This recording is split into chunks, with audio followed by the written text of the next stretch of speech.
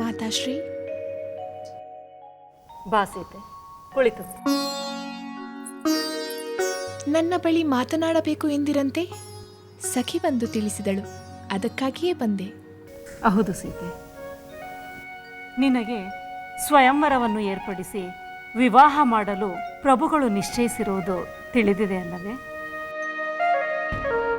ತಿಳಿದಿದೆ ಮಾತಾಶ್ರೀ. ಸೀತೆ, ಎಲ್ಲ ದೇಶದ ರಾಜರು ಮತ್ತು ರಾಜಕುಮಾರರಿಗೆ ಈಗಾಗಲೇ ನಿನ್ನ ಸ್ವಯಂವರದ ವಿಚಾರವನ್ನು ತಿಳಿಸಿ ಆಗಿದೆ. ಇನ್ನು ನಾನಾ ರಾಜ್ಯಗಳಿಂದ ರಾಜಕುಮಾರರು ಬಂದು ಆ ಮಹಾಶಿವಧನುಸ್ಸನ್ನು ಎತ್ತಿ ನಿನ್ನನ್ನು ವರಿಸಲು ಮುಂದಾಗುವುದಷ್ಟೇ ಬಾಕಿ. ಅದು ಯಾವ ಕ್ಷಣದಲ್ಲಿ ಬೇಕಾದರೂ ನಡೆಯಬಹುದು. ನೀನು ಯಾವುದೇ ಕ್ಷಣದಲ್ಲೂ ಆ ಶಿವಧನುಸ್ಸನ್ನು ಎತ್ತುವ ಮಹಾಭಾಗ್ಯಶಾಲಿಗೆ ಪತ್ನಿಯಾಗಬಹುದು.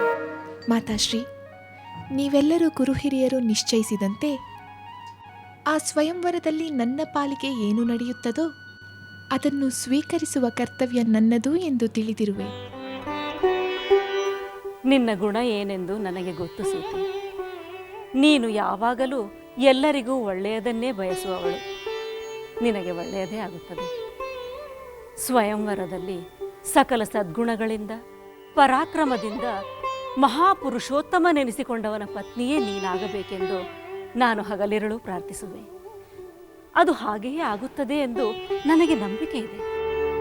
ಮದುವೆಯಾಗಿ ಪತಿಯ ಗೃಹಕ್ಕೆ ನೀನು ತೆರಳಿದ ನಂತರ ಅಲ್ಲಿ ನಿನ್ನ ಗುಣನಡತೆಗಳು ಈ ಲೋಕದ ನಾರಿಯರ ಕುಲಕ್ಕೆ ಆದರ್ಶಪ್ರಾಯಳು ಎಂಬ ಗೌರವ ಕೀರ್ತಿ ನಿನಗೆ ಸಿಗಬೇಕು ಎಂಬುದೇ ನನ್ನ ಆಸೆ. ಹಾಗಾಗಿ ಅಂತಹ ಆದರ್ಶ ನಾರಿಯರ ಕಥೆಗಳನ್ನು ನಿನ್ನ ಸ್ವಯಂವರಕ್ಕೆ ಮುನ್ನವೇ ನಿನಗೆ ತಿಳಿಸಬೇಕೆಂಬುದು ನನ್ನ ಆಸೆ. ನಿಮ್ಮ ಆಸೆಯೇ ನನ್ನ ಭಾಗ್ಯವೆಂದುಕೊಳ್ಳುತ್ತೇನೆ. ನೀವಲ್ಲದೆ ನನಗೆ ಅಂಥ ಆದರ್ಶ ನಾರಿಯರ ಕತೆ ಹೇಳುವ ಉತ್ತಮರು ಬೇರೆ ಯಾರಿದ್ದಾರೆ?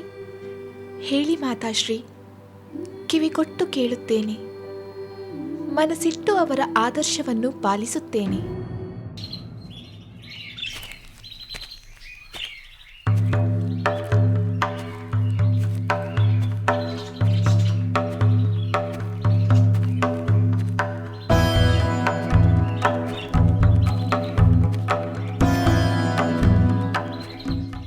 ಗುರುಗಳೇ, ಈ ಪ್ರದೇಶ ಇಷ್ಟೊಂದು ನಿರ್ಜನವಾಗಿದೆ. ವಿಚಿತ್ರವಾದ ಇಲ್ಲಿಯ ನೀರವತೆ ಭಯ ಮತ್ತು ಆತಂಕ ಹುಟ್ಟಿಸುವಂತಿದೆ. ಯಾವುದೇ ಪ್ರದೇಶ ಗುರುಗಳೇ? ಯಜ್ಞಗಳನ್ನು ನಾಶ ಮಾಡಿ ಅನವರತ ಋಷಿಮುನಿಗಳಿಗೆ ತೊಂದರೆ ಕೊಡುತ್ತಿರುವ ತಾಟಕಿ ಎಂಬ ರಾಕ್ಷಸಿ ಇರುವ ಪ್ರದೇಶ. ಅಗಸ್ತ್ಯರ ಶಾಪಕ್ಕೆ ಗುರಿಯಾದ ಯಕ್ಷಿಣಿ ನರಭಕ್ಷಕ ರಾಕ್ಷಸಿಯಾಗಿ ರೂಪಾಂತರಗೊಂಡು ಸರ್ವಜನರಿಗೂ ತೊಂದರೆ ಕೊಡುತ್ತಿದ್ದಾಳೆ. ರಾಮ, ತಾಟಕಿ ಸ್ತ್ರೀ ಎಂಬ ಕರುಣೆಯಿಂದಾಗಲಿ ಸ್ತ್ರೀಯನ್ನು ಕೊಲ್ಲುವುದು ಧರ್ಮ ವಿರುದ್ಧವಾಗುತ್ತದೆ ಎಂಬ ನಿಲುವನ್ನು ತಾಟಕಿಯ ವಿಷಯದಲ್ಲಿ ನೀನು ತಾಳಬೇಡ. ಏಕೆಂದರೆ ದುಷ್ಟ ಸ್ತ್ರೀಯ ವಧೆಗೆ ಇವಳು ಅರ್ಹಳಾಗಿದ್ದಾಳೆ. ದುಷ್ಟರನ್ನು ಸಂಹರಿಸಿ ಶಿಷ್ಟರನ್ನು ರಕ್ಷಿಸುವುದು ರಾಜಧರ್ಮ. ಆದ್ದರಿಂದ ನೀನು ತಾಟಕಿಯನ್ನು ಸಂಹರಿಸಿದಲ್ಲಿ ರಾಜಧರ್ಮವನ್ನು ಕಾಪಾಡಿದಂತೆಯೇ ಆಗುತ್ತದೆ. ಮಹರ್ಷಿಗಳೇ, ಅಯೋಧ್ಯೆಯಲ್ಲಿ ವಸಿಷ್ಠರಾದಿಯಾಗಿ ಮಹಾಮುನಿಗಳ ಮಧ್ಯದಲ್ಲಿ ನನ್ನ ತಂದೆಯವರಾದ ದಶರಥ ಮಹಾರಾಜರು ನನಗೆ ವಿಶ್ವಾಮಿತ್ರರ ಮಾತನ್ನು ಕೇಳಬೇಕು, ಅವರು ಹೇಳಿದಂತೆಯೇ ನೀನು ನಡೆಯಬೇಕು ಎಂದು ಆಜ್ಞೆ ಮಾಡಿದ್ದಾರೆ. ಪಿತೃವಾಕ್ಯ ಪರಿಪಾಲನೆ ಮಾಡುತ್ತಾ ಪ್ರಜಾಪಾಲನೆಗಾಗಿ ಈ ತಾಟಕಿಯ ವಧೆಯನ್ನು ತಮ್ಮ ಆಣತಿಯಂತೆ ಖಂಡಿತವಾಗಿಯೂ ಮಾಡುತ್ತೇನೆ.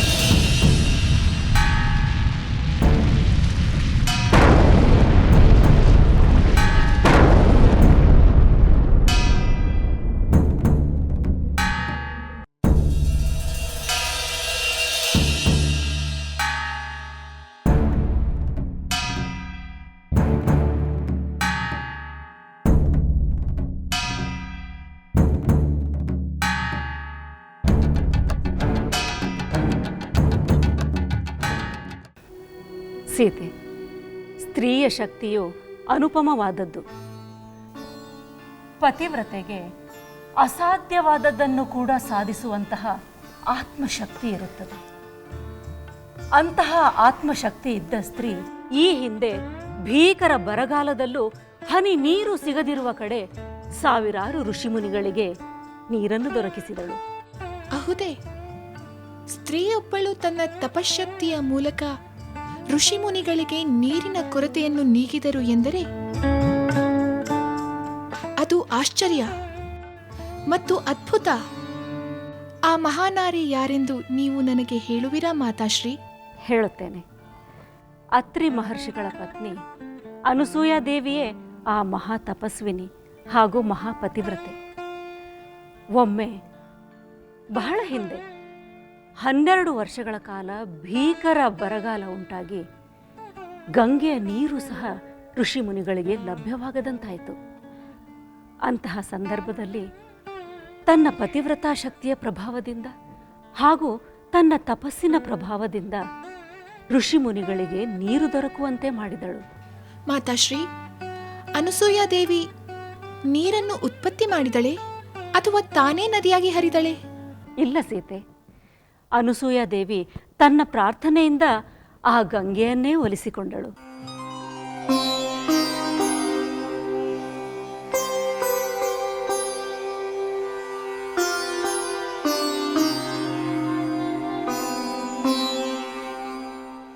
ಅನಸೂಯಾ ದೇವಿ,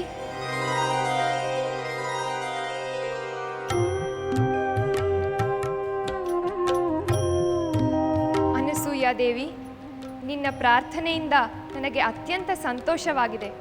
ನನ್ನಿಂದ ಏನಾಗಬೇಕೆಂದು ತಿಳಿಸು, ಅದನ್ನು ಖಂಡಿತ ನೆರವೇರಿಸಿಕೊಡುತ್ತೇನೆ.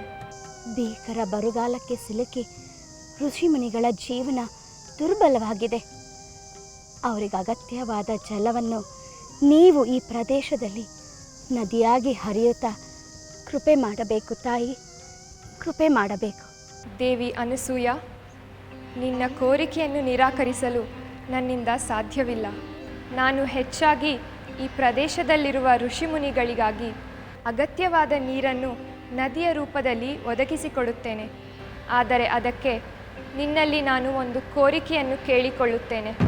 ಅದನ್ನು ನೀನು ಖಂಡಿತ ನೆರವೇರಿಸಿಕೊಡಬೇಕು. ಅಗತ್ಯವಾಗಿ ನಿಮ್ಮಿಂದ ಋಷಿಮುನಿಗಳಿಗೆ ಜಲ ದೊರೆಯುತ್ತದೆ ಎನ್ನುವುದಾದರೆ ನಿಮ್ಮ ಎಂತಹ ಕೋರಿಕೆ ಇದ್ದರೂ ನಾನು ಸಂತೋಷದಿಂದ ಈಡೇರಿಸುತ್ತೇನೆ. ಹಾಗಾದರೆ ನೀನು ನಿನ್ನ ತಪಶ್ಶಕ್ತಿಯನ್ನು ನನಗೆ ಧಾರೆ ಎರೆದುಕೊಡುವೆಯಾ? ಖಂಡಿತ ತಾಯಿ, ನನ್ನ ತಪಸ್ಸು ಫಲಿಸಿದೆ ಎಂದು ಭಾವಿಸುತ್ತೇನೆ. ನಿಮಗೆ ಅನಂತ ವಂದನೆಗಳು.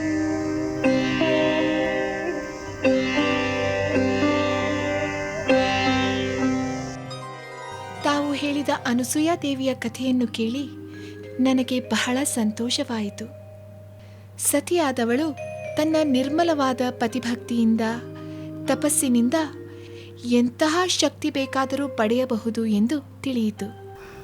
ಹೌದು ಸೀತೆ, ಸ್ತ್ರೀಯಾದವಳು ತನ್ನ ಸದ್ಗುಣದಿಂದ ತನ್ನ ಪಾಲಿನ ಧರ್ಮವನ್ನು ಪಾಲಿಸುವುದರಿಂದ ಎಂತಹ ಸಂಕಷ್ಟಕ್ಕೂ ಪರಿಹಾರವನ್ನು ನೀಡಬಹುದು ಎಂಬುದು ನಿನಗೂ ತಿಳಿದಿರಲಿ ಎಂದೇ ನಿನಗೆ ನಾನು ಈ ಕಥೆಯನ್ನು ಹೇಳಿದೆ. ಮಾತಾಶ್ರೀಯವರೇ, ನಾನು ಈ ಮಹಾಸತಿಯರ ಬಗ್ಗೆ ಇನ್ನಷ್ಟು ಕೇಳಲು ಬಯಸುತ್ತೇನೆ. ಆಗಲಿ ಸೀತೆ, ನಿನ್ನ ಸ್ವಯಂವರ ಆಗುವವರೆಗೂ ಇಂತಹ ಮಹಾನ್ ಸತಿಯರ ಕಥೆಗಳನ್ನು ನಾನು ನಿನಗೆ ಹೇಳುತ್ತಲೇ ಇರುತ್ತೇನೆ. ಇದನ್ನೆಲ್ಲ ಕೇಳಿದ ಆದರ್ಶ ನಾರಿ ನೀನಾದ ಮೇಲೆ ನಿನ್ನನ್ನು ಮದುವೆಯಾಗುವವನು ಸಾಮಾನ್ಯನಾಗಿರುವುದಿಲ್ಲ, ಆತ ಮಹಾಪುರುಷನಾಗಿರುತ್ತಾನೆ.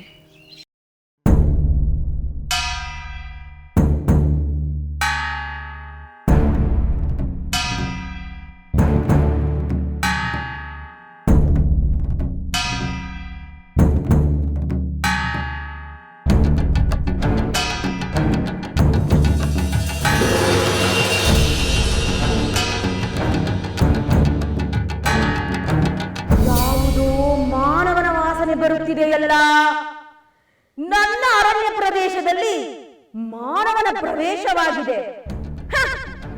ಅಂಜುಬುರುಕ ಮಾನವನು ನನ್ನ ಪ್ರದೇಶವನ್ನು ಪ್ರವೇಶ ಮಾಡುವುದನ್ನು ಬಿಟ್ಟು ಬಹಳ ಕಾಲವಾಗಿದೆ. ಈಗ ಯಾರಿಗೆ ಬಂದಿದೆ ಅಂತಹ ಧೈರ್ಯ? ಅವನಿಗೆ ಇನ್ನೂ ಉಳಿಗಾಲವಿಲ್ಲ. ಅವನನ್ನು ಸಿಗಿದು ಭಕ್ಷಿಸುತ್ತೇನೆ. ಇಂದು ನನಗೆ ಹಬ್ಬ ಹಬ್ಬ.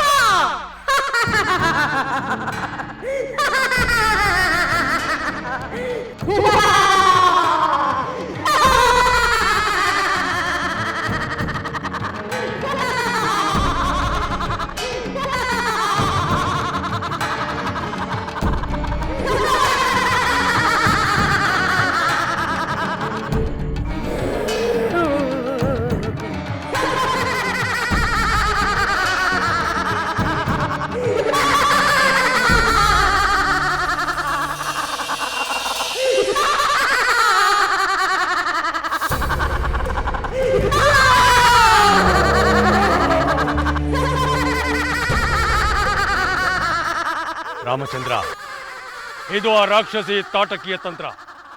ಅವಳನ್ನು ಎದುರಿಸಲು ಶಬ್ದವೇದಿಯೇ ಸೂಕ್ತಾಸ್ತ್ರ.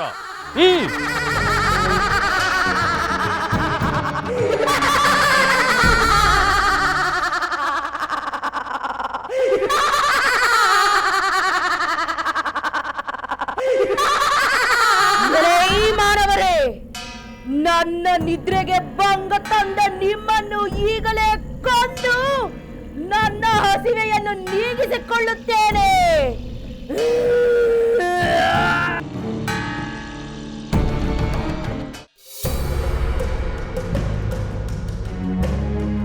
ಅಮಾತ್ಯರೇ, ರಾಜಕುಮಾರಿ ಸೀತೆ ವಿವಾಹವನ್ನು ಸ್ವಯಂವರದ ಮೂಲಕ ನಡೆಸಲಾಗುವುದು ಎಂಬ ಸಂದೇಶವನ್ನು ಅನುಸರಿಸಿ ಅಷ್ಟ ದಿಕ್ಕುಗಳಿಂದಲೂ ಸಪ್ತ ಖಂಡಗಳಿಂದಲೂ ವಿವಾಹ ಆಕಾಂಕ್ಷಿಗಳು ಅಲ್ಲದೆ ಅನೇಕಾನೇಕ ಕ್ಷತ್ರಿಯ ಕುಲವಂಶದ ರಾಜಕುಮಾರರು ವೀರ ಶಿರೋಮಣಿಗಳು ಆಗಮಿಸಿರುವುದು ಸರಿಯಷ್ಟೇ? ಹೌದು ಮಹಾಪ್ರಭು. ಜನಕವಂಶದ ಕೀರ್ತಿ ಪ್ರತಿಷ್ಠೆಯ ಬಗ್ಗೆ ಅಪಾರ ಅಭಿಮಾನವನ್ನು ತಾಳಿ ಈ ರಾಜವಂಶದ ಶ್ರೇಷ್ಠ ರತ್ನವನ್ನು ವರಿಸಬಹುದು ಎಂಬ ಭಾವನೆಯಿಂದಲೇ ಈಗಾಗಲೇ ಕೆಲವು ರಾಜಕುಮಾರರು ಇಲ್ಲಿಗೆ ಬಂದು ಸೇರಿದ್ದಾರೆ. ಇನ್ನೂ ಕೆಲವರು ಬಂದು ಸೇರುವ ನಿರೀಕ್ಷೆ ಇದೆ. ದಕ್ಷಿಣ ದೇಶದ ರಾಜಕುಮಾರರು, ಪೂರ್ವ ಪಶ್ಚಿಮ ದೇಶದ ರಾಜಕುಮಾರರು ಈಗಾಗಲೇ ಬಂದು ಇಲ್ಲಿದ್ದಾರೆ. ಅವರೆಲ್ಲ ಕಾತುರತೆಯಿಂದ ಸೀತಾ ಸ್ವಯಂವರದ ನಿರೀಕ್ಷೆಯಲ್ಲಿದ್ದಾರೆ. ಸ್ವಯಂವರಕ್ಕೆ ಆಗಮಿಸಿರುವ ಎಲ್ಲ ರಾಜಪುತ್ರರಿಗೆ ನಾವು ಹೃದಯಪೂರ್ವಕವಾಗಿ ಸ್ವಾಗತವನ್ನು ಬಯಸುತ್ತೇವೆ. ರಾಜಪುತ್ರರೇ, ನಿಮ್ಮೆಲ್ಲರ ಆಗಮನ ನಮಗೆ ಸಂತೋಷವನ್ನು ತಂದಿದೆ. ನಿಮ್ಮಲ್ಲಿ ಯಾರಾದರೂ ನಮ್ಮ ವಂಶಕ್ಕೆ ವರಪ್ರಸಾದವಾಗಿ ಬಂದಿರುವ ಮಹಾಶಿವಧನಸ್ಸನ್ನು ಎತ್ತಿ ಹಿಡಿದು ಬಗ್ಗಿಸಿ ಅದಕ್ಕೆ ಹೆದೆಯೇರಿಸುವ ಮಹಾವೀರನಿಗೆ ನನ್ನ ಮಗಳಾದ ಸೀತೆಯನ್ನು ಕೊಟ್ಟು ವಿವಾಹ ಮಾಡುತ್ತೇವೆ. ತ್ರಿನೇತ್ರನು ಮಹಾಮಹಿಮನೂ ಆದಂತಹ ಮಹದೇವನು ದಕ್ಷಯಜ್ಞ ಧ್ವಂಸದ ಸಮಯದಲ್ಲಿ ಉಪಯೋಗಿಸಿದ ಆ ಮಹಾಬಿಲ್ಲು ಅಸಾಮಾನ್ಯವಾದುದು ಎಂಬುದನ್ನು ಮನಸ್ಸಿನಲ್ಲಿಟ್ಟುಕೊಂಡು ತಮ್ಮ ಪರಾಕ್ರಮವನ್ನು ಪ್ರದರ್ಶಿಸಿ.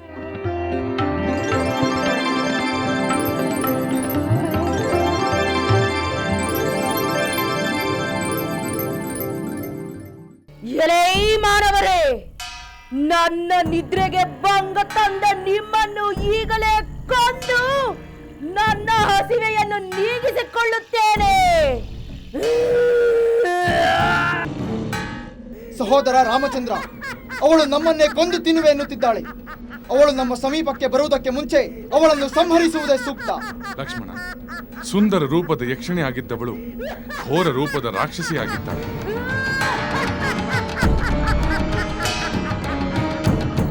ಇವಳು ರಾಕ್ಷಸಿ ಆಗಿದ್ದರೂ ಸ್ತ್ರೀ ಎನ್ನುವ ಒಂದೇ ಕಾರಣಕ್ಕೆ ಇವಳ ಕಿವಿ ಮೂಗು ಕತ್ತರಿಸಿ ಹಿಂದಿರುಗಿ ಹೋಗುವಂತೆ ಮಾಡುತ್ತಾನೆ.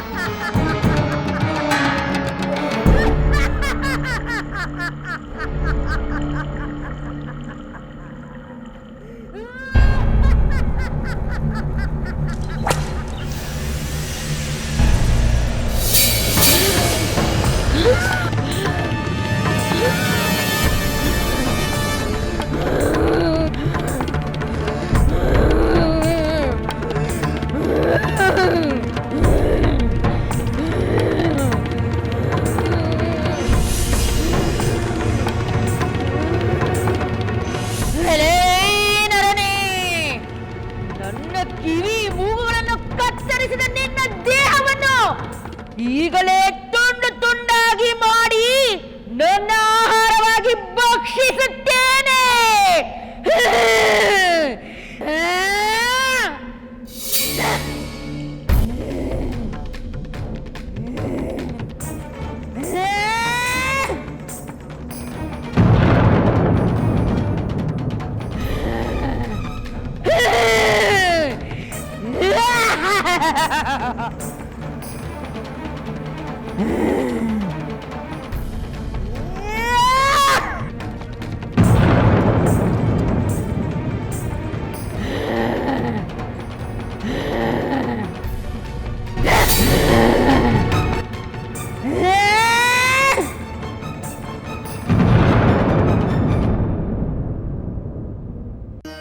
ರಾಜಪುತ್ರರೇ, ಶಿವಧನಸ್ಸಿನ ಮಹಿಮೆ ಏನೆಂಬುದು ಈಗಾಗಲೇ ನಿಮಗೆ ತಿಳಿಯಿತು.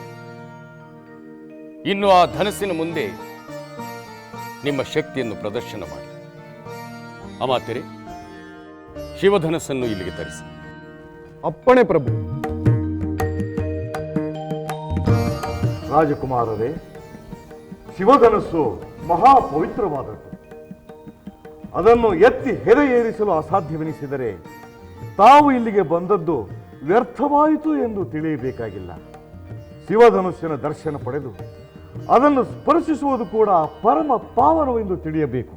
ಪೂಜ್ಯ ಗುರುಗಳಾದ ಶತಾನಂದರು ತಮ್ಮ ದಿವ್ಯವಾಣಿಯನ್ನು ಅರುಹಿದ್ದಾರೆ. ಅದರಂತೆ ತಾವು ಈ ಸ್ವಯಂವರದಲ್ಲಿ ಪಾಲ್ಗೊಳ್ಳಬೇಕೆಂದು ನಾನು ವಿನಂತಿಸುತ್ತೇನೆ.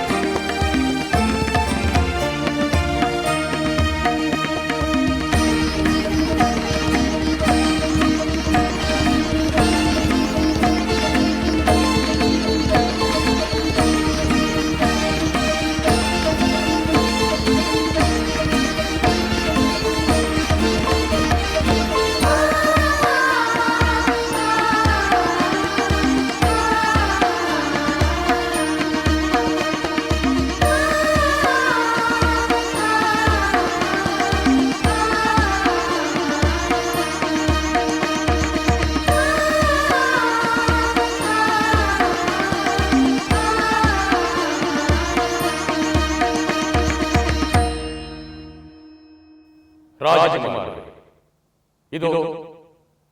ಇದನ್ನೇ ತಾವು ಹಿಡಿದೆತ್ತಿ ಎದೆಯೇರಿಸಬೇಕಾದ ಶಿವಧನುಸ್ಸು. ಇನ್ನು ತಮ್ಮ ತಮ್ಮ ಪರಾಕ್ರಮಗಳನ್ನು ತೋರಿಸಿ.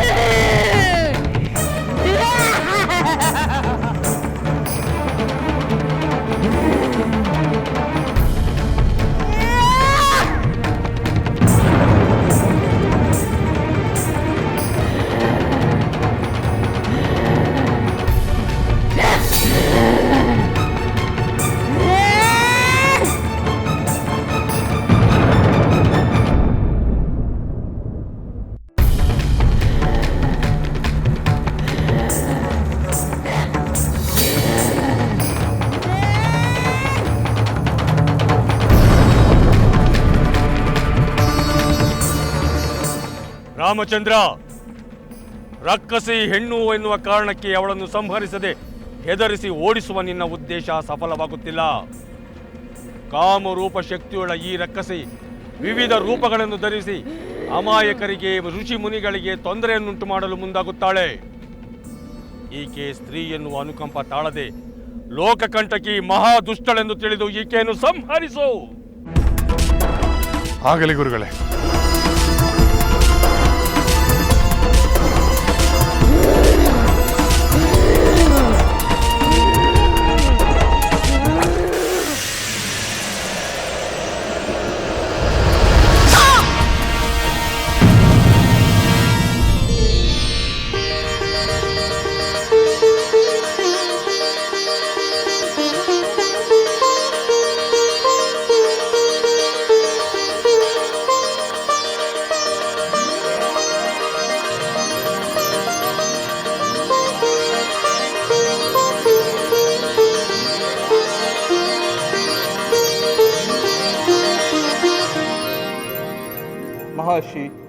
ಲೋಕಕಂಟಕಳಾದ ತಾಟಕಿಯನ್ನು ಶ್ರೀರಾಮಚಂದ್ರನಿಂದ ಸಂಹಾರ ಮಾಡಿಸಿ ಲೋಕೋಪಕಾರ ಮಾಡಿಸಿದಿರಿ. ಶ್ರೀರಾಮಚಂದ್ರನ ಶೌರ್ಯ ಪರಾಕ್ರಮಕ್ಕೆ ತಕ್ಕಂತೆ ತಮಗೆ ತಿಳಿದಿರುವ 100 ಅಸ್ತ್ರ ಪ್ರಯೋಗಗಳನ್ನು ಶ್ರೀರಾಮಚಂದ್ರನಿಗೆ ಉಪದೇಶಿಸಿ ಮುಂದಿನ ಮಹಾಕಾರ್ಯಕ್ಕೆ ನಿಮ್ಮ ಅಸ್ತ್ರೋಪದೇಶ ನಾಂದಿಯಾಡಬಹುದು. ನಿಮಗೆ ಒಳ್ಳೆಯದಾಗಲಿ. ರಾಮ ಲಕ್ಷ್ಮಣ ಶುಭಮಸ್ತು.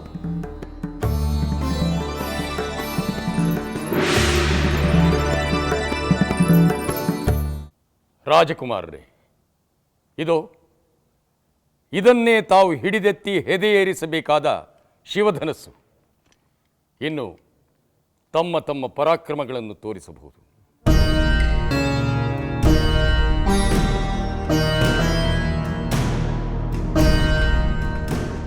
ಅಂಗದೇಶದ ಅಂಗರಾಜರೇ, ಅಂಗವಂಗಗಳಿಂದ ಕಾಂಬೂಜರೇ, ದಕ್ಷಿಣ ರಾಜ್ಯಗಳ ಸಿಂಹಾಸನಾಧೀಶರೇ, ರಾಜಕುಮಾರರೇ, ಮಂತ್ರಿಮಾನ್ಯರೇ,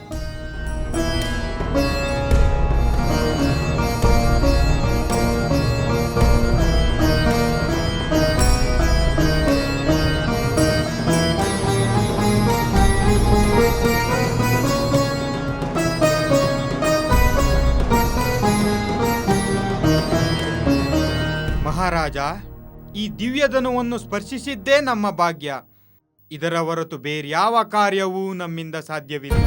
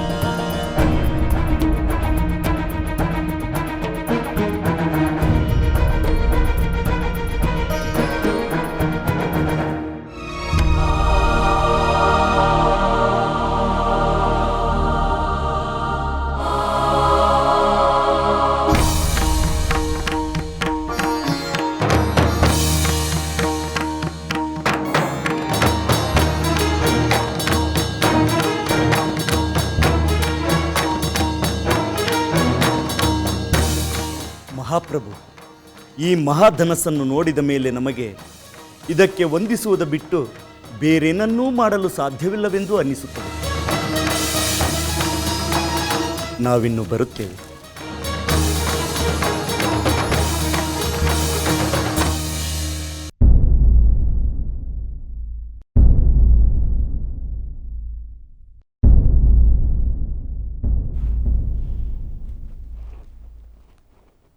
ಮಹಾರಾಜರಿಗೆ ಮಂಗಳವಾಗಲಿ.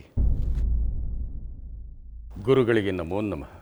ಮಹಾರಾಜ, ನೀವು ಯಾವುದೋ ಚಿಂತೆಯಲ್ಲಿರುವುದಾಗಿಯೂ ನಮ್ಮಿಂದ ಸಮಾಧಾನದ ನುಡಿಗಳನ್ನು ಬಯಸುವುದಾಗಿಯೂ ಅಮಾತ್ಯರು ತಿಳಿಸಿದರು. ಅದಕ್ಕಾಗಿ ಬಂದೆ. ಒಳ್ಳೆಯದನ್ನೇ ಮಾಡಿದಿರಿ. ಸೀತಾ ಸ್ವಯಂವರದ ವಿಚಾರ ನನ್ನನ್ನು ಬಾಧಿಸುತ್ತಿದೆ ಗುರುದೇವ. ಸ್ವಯಂವರಕ್ಕೆ ಆಗಮಿಸಿದ ರಾಜರುಗಳೆಲ್ಲ ಶಿವಧನಸ್ಸನ್ನು ಎತ್ತುವ ಪ್ರಯತ್ನವನ್ನೇ ಮಾಡಲಿಲ್ಲವಲ್ಲ. ಹೀಗಾದರೆ ಶಿವಧನಸ್ಸನ್ನು ಎತ್ತುವ ಪರಾಕ್ರಮಶಾಲಿ ಈ ಭೂಮಂಡಲದಲ್ಲಿ ಯಾರೂ ಇಲ್ಲವೇ? ಇದ್ದಲ್ಲಿ ಅವರುಗಳು ಸ್ವಯಂವರಕ್ಕೆ ಬರುವ ಸಾಧ್ಯತೆಗಳಾದರೂ ಇವೆ. ಎಲ್ಲವೂ ಇದೆ ಮಹಾರಾಜ. ಆದರೆ ಅದಕ್ಕಾಗಿ ನಾವು ಕಾಲವನ್ನು ಕಾಯಬೇಕಾಗಿದೆ. ನಿನ್ನ ವಂಶದ ಕೀರ್ತಿಯನ್ನು, ಸೀತೆಯ ಅಸಾಮಾನ್ಯ ಗುಣಗಳ ವಿಚಾರವನ್ನು ತಿಳಿದ ಮೋಹಿತರಾದ ಅಲ್ಪಬಲದ ರಾಜಕುಮಾರರು ಉತ್ಸಾಹದಿಂದ ಆರಂಭದಲ್ಲಿ ಬಂದು ಸ್ವಯಂವರದ ಸವಾಲನ್ನು ಎದುರಿಸಲು ಬಲಸಾಲದೆ ಹೊರಟು ಹೋದರು. ಆದರೆ ನಿಜವಾದ ಪರಾಕ್ರಮಶಾಲಿ, ಸೀತೆಗೆ ಅನುರೂಪನಾದವರ ಸ್ವಲ್ಪ ತಡವಾದರೂ ಬರುತ್ತಾನೆ, ಬಂದೇ ಬರುತ್ತಾನೆ. ಸ್ವಯಂವರದಲ್ಲಿ ಗೆದ್ದು ಸೀತೆಯನ್ನು ವರಿಸುತ್ತಾನೆ. ಆಗಲಿ ಗುರುದೇವ, ತಾವು ಹಾರೈಸಿದ ಆ ಶುಭ ದಿನ ಆದಷ್ಟು ಬೇಗ ಬರಲಿ. ಕಲ್ಯಾಣ ಮಸ್ತು. ಮುನಿಪುಂಗವ ನಮೋ ನಮಃ. ಮುನಿಪುಂಗವ ನಮೋ ನಮಃ. ದಿವ್ಯಾಸ್ತ್ರ ಪ್ರಾಪ್ತಿರಸ್ತ. ತಾಟಕಿಯನ್ನು ಕೊಂದು ನನಗೆ ಆನಂದವನ್ನುಂಟು ಮಾಡಿದ್ದೀರಿ.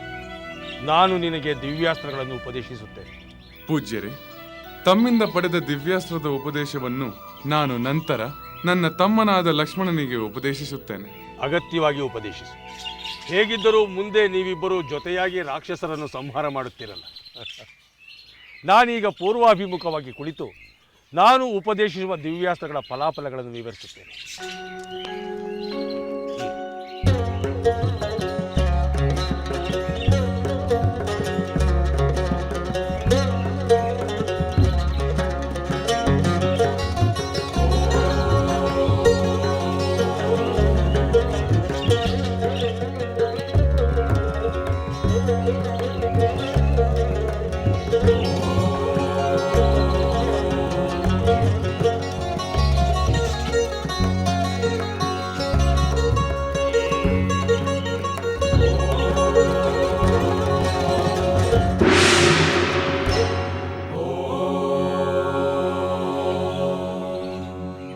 ರಾಮಚಂದ್ರ, ಮಹರ್ಷಿ ವಿಶ್ವಾಮಿತ್ರರು ತಮಗೆ ಉಪದೇಶಿಸಿದ್ದ ಅಸ್ತ್ರದ ಅಧಿದೇವತೆಗಳು ನಾವೀಗ ನಿಮ್ಮ ಕಿಂಕರರಾಗಿದ್ದೇವೆ. ತಾವು ಏನೇ ಆಜ್ಞೆ ಮಾಡಿದರೂ ಅದನ್ನು ಪಾಲಿಸಲು ಸಿದ್ಧರಿದ್ದೇವೆ. ಆಗಲಿ.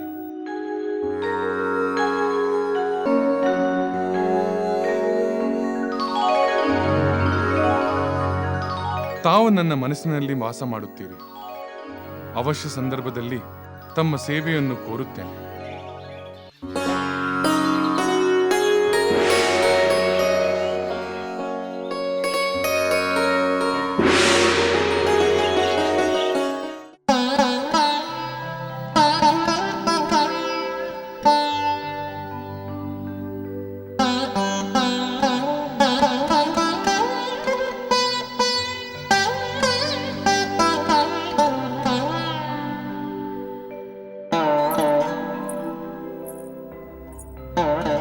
ಮಾತಾಶ್ರೀ, ಸಖಿ,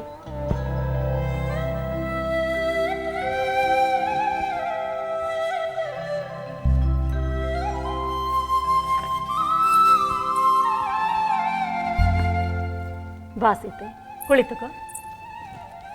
ಸೀತೆ, ನನ್ನೊಡನೆ ಮಾತನಾಡುವುದಿತ್ತೆ? ಹೌದು ಮಾತಾಶ್ರೀ. ಅನಸೂಯಾ ದೇವಿಯ ಕಥೆಯನ್ನು ಕೇಳಿದ ಮೇಲೆ ನಿಮ್ಮಿಂದ ಇನ್ನಷ್ಟು ಮಹಾಸತಿಯರ ಕಥೆಯನ್ನು ಕೇಳಲು ಬಯಸುತ್ತೇನೆ. ಹೌದೇ? ಹೇಳುತ್ತೇನೆ. ಮಹಾಮುನಿ ವಶಿಷ್ಠರ ಪತ್ನಿ ಮಹಾಸತಿ ಅರುಂಧತಿಯ ಬಗ್ಗೆ ಇಂದು ನಿನಗೆ ಕಥೆಯನ್ನು ಹೇಳುತ್ತೇನೆ. ಅರುಂಧತಿ ಸಾಮಾನ್ಯಳಲ್ಲ. ಆಕೆಯ ಮಹಿಮೆಯ ಬಗ್ಗೆ ಹೇಳಲು ಬೇಕಾದಷ್ಟು ಉತ್ತಮವಾದ ವಿಷಯಗಳಿವೆ. ಆದರೆ ನಿನಗೆ ಸ್ವಯಂವರ ನಡೆಯುತ್ತಿರುವ ಈ ಸಂದರ್ಭದಲ್ಲಿ, ಮದುವೆಯಾಗಿ ಪತಿಯ ಗೃಹಕ್ಕೆ ತೆರಳುವ ಈ ಸಂದರ್ಭದಲ್ಲಿ ಪತಿವ್ರತೆಯಾಗಿ ಸತಿಯ ಶಕ್ತಿ ಏನೆಂದು ಹೇಳಲು ಕೆಲವು ವಿಷಯಗಳನ್ನು ತಿಳಿಸುತ್ತೇನೆ. ಮಾತಾಶ್ರೀ, ಅರುಂಧತಿ ದೇವಿಯು ಕೂಡ ಅನಸೂಯ ದೇವಿಯ ಹಾಗೆ ಅಸಾಧ್ಯವಾದದ್ದನ್ನು ತನ್ನ ತಪಶಕ್ತಿಯಿಂದ ಸಾಧ್ಯವಾಗಿಸಿದಳೆ? ಹೌದು ಸೀತೆ. ಅರುಂಧತಿಯ ಇಂತಹ ಶಕ್ತಿಯನ್ನು ಪರೀಕ್ಷಿಸಿ ಕೃಪೆ ಮಾಡಿದ್ದು ಯಾರು ಗೊತ್ತೇ? ಯಾರು ಮಾತಾಶ್ರೀ? ಬೇರೆ ಯಾರೂ ಅಲ್ಲ, ತ್ರಿನೇತ್ರನು, ತ್ರಿಶೂಲಪಾಣಿಯು, ಕೈಲಾಸವಾಸಿಯೂ ಆದ ಆ ಪರಮೇಶ್ವರ. ಹೌದೇ? ಪರಮೇಶ್ವರ ಹೇಗೆ ಅರುಂಧತಿಯನ್ನು ಪರೀಕ್ಷಿಸಿದ? ಹೇಳುತ್ತೇನೆ. ಒಮ್ಮೆ ಸಪ್ತರ್ಷಿಗಳು ಇದ್ದ ಪ್ರದೇಶದಲ್ಲಿ ಬರಗಾಲ ಉಂಟಾಗಿ ಸಪ್ತರ್ಷಿಗಳು ಆಹಾರವನ್ನು ಹುಡುಕಲು ಬೇರೆ ಪ್ರದೇಶಕ್ಕೆ ಹೊರಟರು. ಅರುಂಧತಿಯನ್ನು ಆಶ್ರಮದಲ್ಲೇ ಬಿಟ್ಟು ಹೊರಟು ಹೋದರು. ಇಂತಹ ಸಂಕಷ್ಟದ ಸಂದರ್ಭದಲ್ಲಿ ಅರುಂಧತಿ ಇದ್ದ ಆಶ್ರಮಕ್ಕೆ ಆ ಪರಮೇಶ್ವರನು ಬ್ರಾಹ್ಮಣನ ರೂಪದಲ್ಲಿ ಬಂದ. ಆಗ ಭವತಿ ಭಿಕ್ಷಾಂದೆ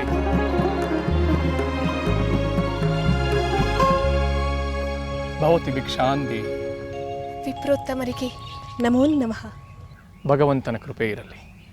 ತಾಯಿ, ನಾನು ಬಹಳ ಹಸಿವಿನಿಂದ ಬಂದಿದ್ದೇನೆ. ತಿನ್ನಲು ಆಹಾರವನ್ನು ನೀಡಿ ಉಪಚರಿಸುವೆಯಾ? ವಿಪ್ರೋತ್ತಮರೇ, ದಯವಿಟ್ಟು ಮನ್ನಿಸಿ. ಈ ಪ್ರದೇಶದಲ್ಲಿ ಉಂಟಾಗಿರುವ ಬರಗಾಲದಿಂದ ಆಹಾರ ಪದಾರ್ಥಗಳೆಲ್ಲ ಮುಗಿದು ಇಲ್ಲಿದ್ದ ಸಪ್ತರ್ಷಿಗಳು ಕಂದ ಮೂಲಗಳನ್ನು ಹುಡುಕಿ ತರಲು ತೆರಳಿದ್ದಾರೆ. ಈ ಹಸಿದ ಒಟ್ಟಿಗೆ ಯಾವುದೇ ಆಹಾರವಾದರೂ ಸರಿ, ನಾನು ಅದನ್ನು ಸ್ವೀಕರಿಸಿ ಸಂತುಷ್ಟನಾಗಿ ಹೋಗುತ್ತೇನೆ. ವಿಪ್ರೋತ್ತಮರೇ, ಹಾಗಾದರೆ ನನ್ನ ಮನೆಯಲ್ಲಿ ಸ್ವಲ್ಪ ಎಲಚಿ ಹಣ್ಣುಗಳಿವೆ, ಅದನ್ನೇ ಕೊಡುತ್ತೇನೆ. ಆಗಬಹುದು ತಾಯಿ. ನಾನಾಗಲೇ ಎಲಚಿ ಹಣ್ಣುಗಳನ್ನು ಬೇಯಿಸಲು ಇಟ್ಟಿದ್ದೇನೆ. ದಯಮಾಡಿ ಒಳಗೆ ಬನ್ನಿ.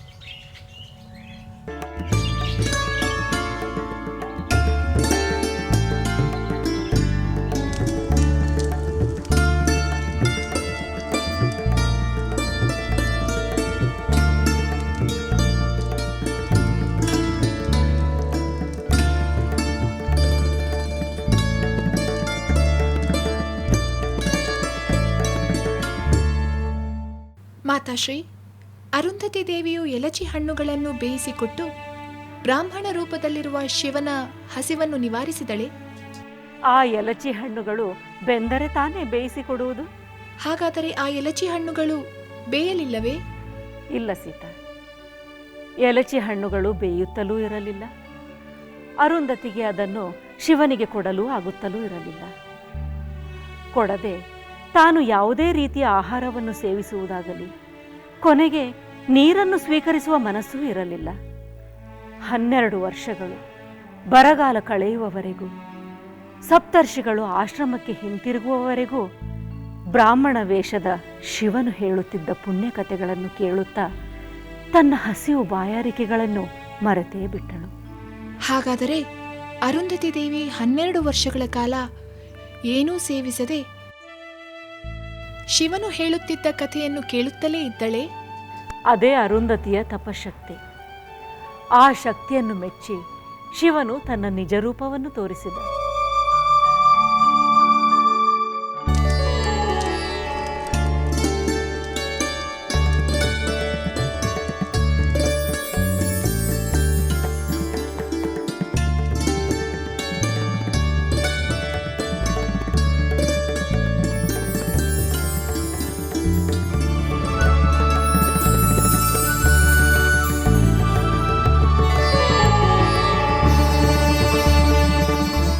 ಗಂಗಾಧರನಿಗೆ ನಮೋ ನಮಃ.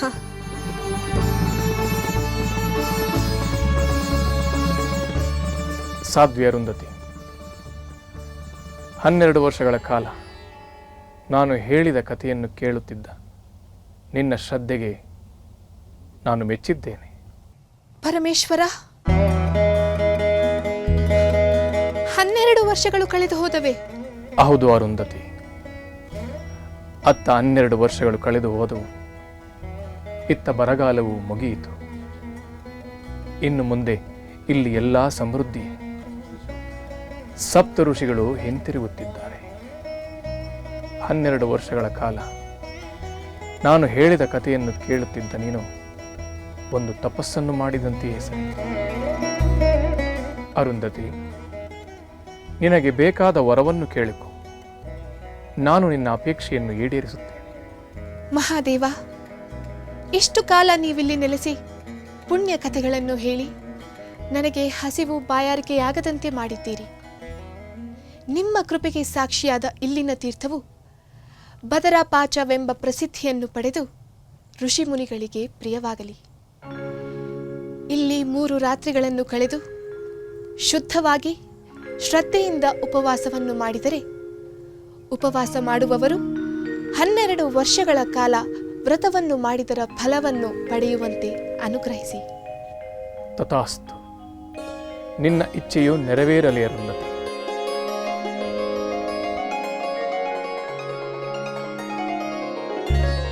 ಮಹಾಚರಿತ್ರವತಿಯಾದ ಅರುಂಧತಿ ದೇವಿಯ ಕಥೆಯನ್ನು ಕೇಳಿ ನನಗೆ ಆನಂದವಾಗಿದೆ. ಈ ರೀತಿಯ ಶಕ್ತಿಯನ್ನು ಸತಿತ್ವದಿಂದ ಗಳಿಸಿದರೆ ದೇವದಾನವ ಯಕ್ಷ ಗಂಧರ್ವರಿಂದಾಗಲಿ ಮಹಾಪರಾಕ್ರಮಿಯಾದ ಮಾನವರಿಂದಾಗಲಿ ಹೆಣ್ಣಿನ ಚರಿತ್ರೆ ತೇಜಸ್ಸನ್ನು ಕಳೆಯಲು ಸಾಧ್ಯವಿಲ್ಲ. ಅಂತಹ ಮಹಿಮೆಯನ್ನು ಮಹಾಸತಿ ಅರುಂಧತಿಯ ಕಥೆಯ ಸ್ಫೂರ್ತಿಯಿಂದ ನೀನು ಗಳಿಸಬೇಕು ಸೀತೆ.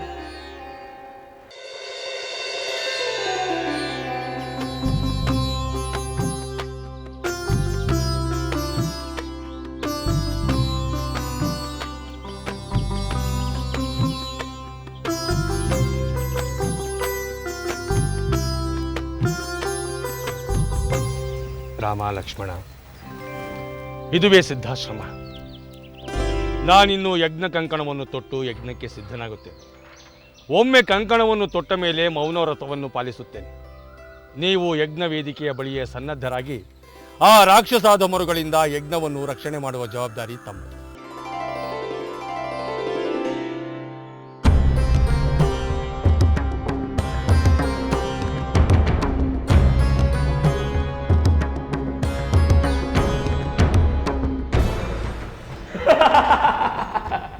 ವಿಶ್ವಾಮಿತ್ರ ಅಯೋಧ್ಯೆಯಿಂದ ದಶರಥ ಪುತ್ರರಾದ ಬಾಲಕರನ್ನು ಕರೆತಂದಿರುವಿರಾ?